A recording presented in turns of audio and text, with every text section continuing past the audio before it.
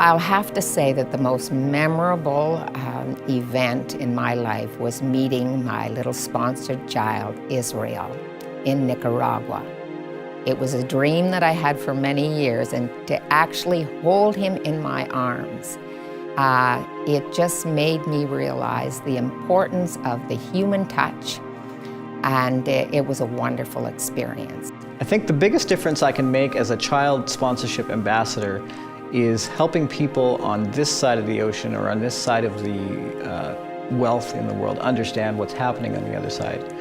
It was just mind-blowing to me how much choice we had here. And I think I've redefined what poverty is in my own mind. When I come home and speak to other people, I'm speaking from a place of confidence with real-life examples, like, let me tell you about this child that I met. And through a translator, she introduced us to her son.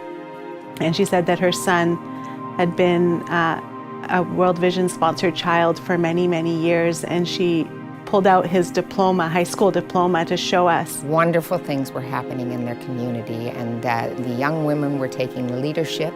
It was just great to see, and that gave me a feeling of warmth in my heart. I was happy to see what they were doing. Because it's not just the children's lives that are being changed, it's the families' lives that are being changed and the community's lives. And she said that he was now studying to become a doctor. And this would not have happened if it weren't for World Vision and the work that World Vision is doing in that community in Bangladesh. And she was so excited and so proud of her son.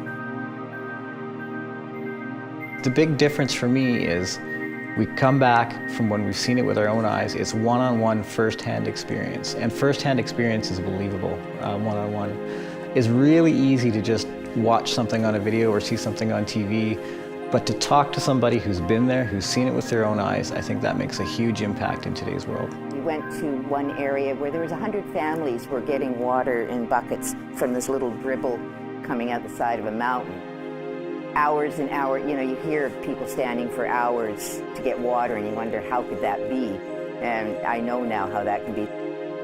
Tucked into that letter was a photograph of Deline.